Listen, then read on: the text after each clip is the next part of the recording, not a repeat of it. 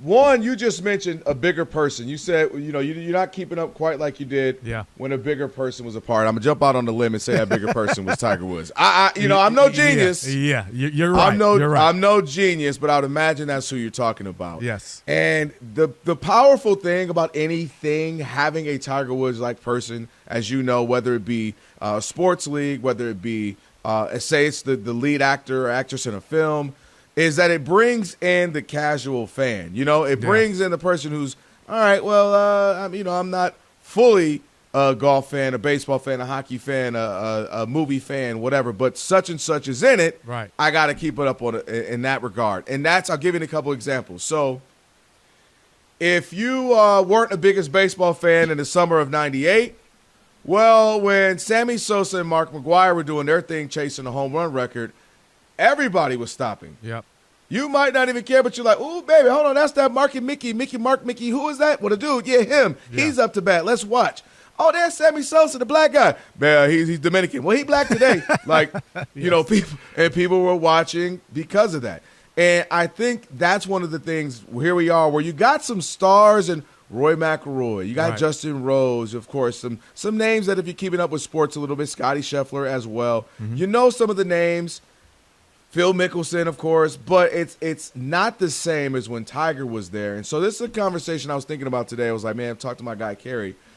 On one end, how bad do you think golf misses him? Just the excitement, just the casual fan, just the must-see, just to walk by the TV, and I got to stop because he's up, he's teeing off. I got to see him make this putt on the green. The popularity, the social, the late part of his career, kind of the social media end of it as well. Yep.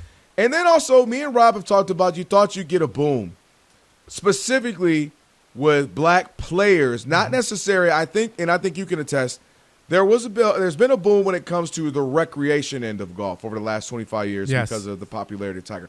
A lot more brothers, a lot more people of color, a lot more communities who maybe weren't out there on the golf course, who maybe didn't feel represented on the golf course, who didn't necessarily feel welcomed. Yeah. There was a boom recreationally. But we didn't get that boom, Kerry, we thought we would get on the actual course when it comes to players, to stars in the game. And I liken that to what we saw with the Williams sisters. Mm-hmm. We got the Naomi Osakis, right? We got the Coco Gauffs, the Madison Keys. You can kind of point to, and I'm only naming a few. There's more. Yep. You saw the residual effect of that on the actual tennis market, as far as professionally. So just your thoughts on, thought we'd see more of a boom when it comes to actual persons of color playing the game professionally, being stars in the game, and then also how much he's missed, or someone like him, when it comes to helping broaden the game and helping people be interested who aren't necessarily golf fans. Yeah, I think it starts at the house, right? It starts at home. I think the bigger picture, the bigger scope of this picture right now is that. And I think that's what's missing, right? With Tiger, he was introduced to the game by his father, right? So having that parental figure, that person in your life that kind of introduces you to something that, maybe you weren't interested in at first, but you kind of get that glimpse of, I want to be like him. I want to be like dad. I want to be like the friend, the mentor. And then you get into the game that way. And then obviously you start to love the game and get better at the game. And then next thing you know, you're like, I'm Tiger Woods. I can be Tiger Woods. I think that's the part that's being left out of this discussion, because it's easy to talk about the race part of it. And I think the race part of it is a part of it, because not too many black fathers in South Central are introducing their kids to golf, right? I mean, it's not flashy. It's not considered fun a lot of times. There's quiet on the course. Like, just the discourse around it is a little bit slow and a little bit quiet for, I think, you know what I mean? Like, that reminds me of that Cedric the Entertainer debate on Kings of Comedy. Let me shush me. I'm a grown man. Exactly. Let me out here shushing me. Bobanicious. Don't be. What if I'm all the way down the street? Exactly. But I think that's the part of it that's missing for the black community in general, right? Like, to be introduced to it. That's how we always got our sports, right? As kids, like somebody around you that you admired or wanted to be cool with played football, basketball, maybe even baseball, which is still kind of lacking as well. But they liked it. And then all of a sudden you took a liking to it. So then you go to the next part of that, and it's Tiger had great success. During this time, there were a few. sprinkled in people of color that played the game and played it well.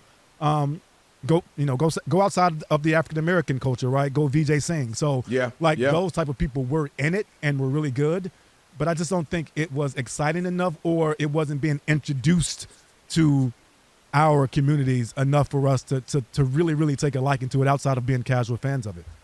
You know what else I think, too? And you can get ready to join in on this, 877-99 on Fox, 877-99 on Fox. I do think right as maybe there would have been another boom as far as continued growth and popularity, a couple other things happen, too, right? I think UFC starts to become a thing more, right? And you start to get more fans in that. You get more people into that. You get even just more athletes. That's a very diverse group of athletes when it comes to UFC. I mean, you can see a little bit of everything there. So I do think that may have played a role in it as well.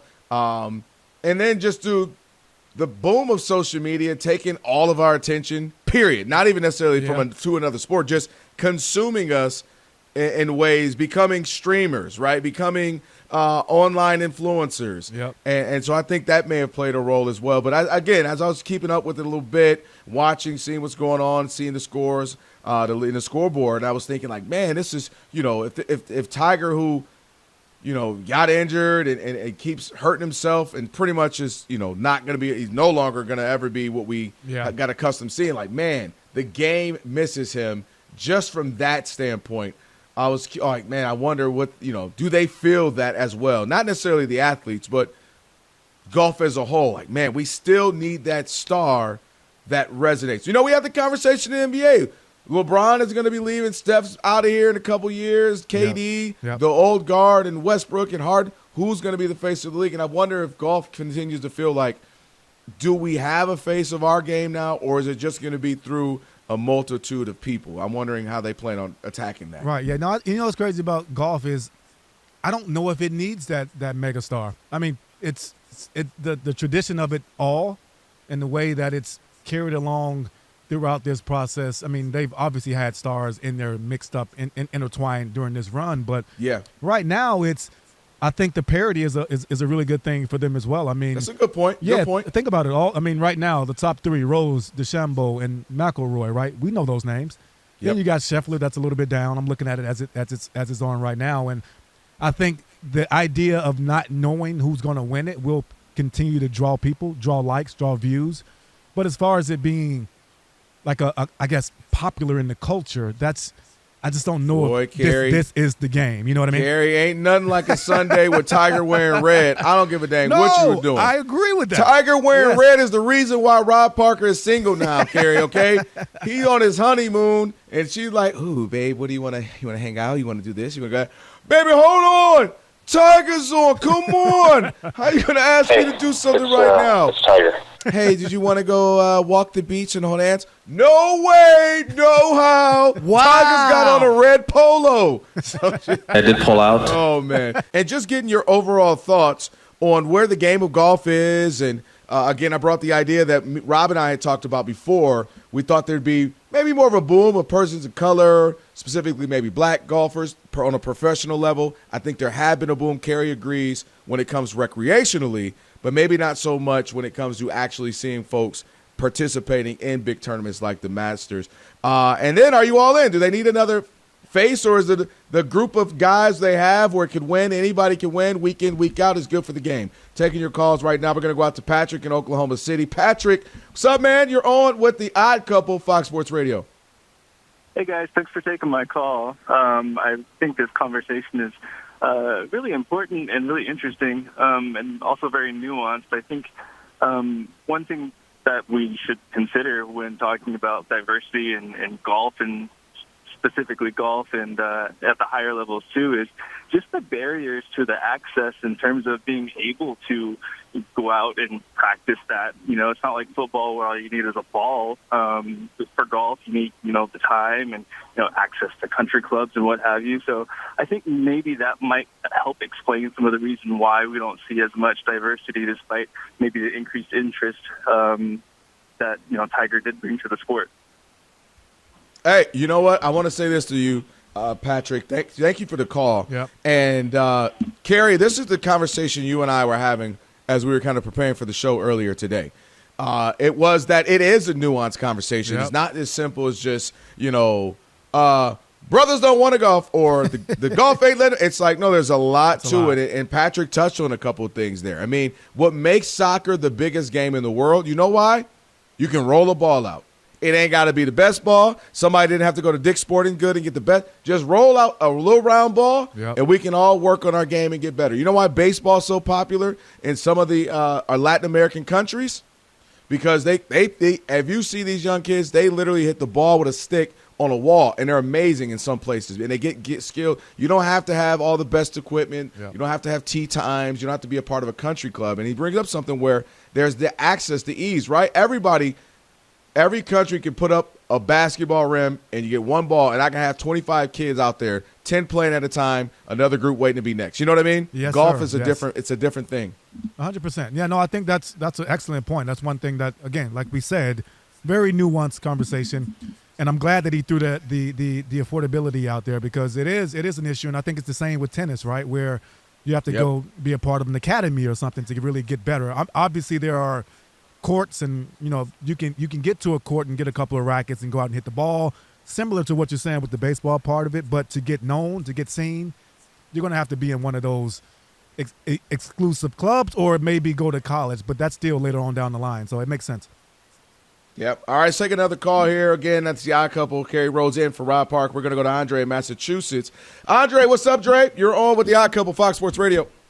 Hey, how you doing? Thanks for taking the call. Listen, I agree there are some barriers to entry when it comes to golf, but we do have diversity. We do have Harold Gardner III, who's backed by Michael Jordan. There are efforts. Is it going to be Tiger? Will it be a supernova? No. But my point is that there's efforts being made by the game of golf to address the issue. Yeah. And then beyond that, yes, I think that golf needs a supernova. We need a North Star, somebody who people can identify with, cheer for, root against. So Rory McIlroy, Scotty Scheffler, Brooks Koepka. I'm looking for one of these guys to step in and up and win multiple majors in a year. So I think golf is in a good state, but again, you're not going to have that person. People tune in when Tiger Woods plays, good, bad, or indifferent, even in the diminished state that he's in right now. And that's something that golf is going to try to have to build up in the years going forward to be back to where it was. Andre, quick question. Yeah. You're still there? Yeah. Do you see any of those guys you named being able to be that guy? I'm looking for Scotty Scheffler. He's had it. Brooks Koepka had a good run a couple years back where he won multiple in a row. So I'm looking for those two guys, and Rory McIlroy as well, who has the talent to give us some consistency at the top of the leaderboard. Thanks for taking the call. Yeah, it's so hard. Thank you, Dre.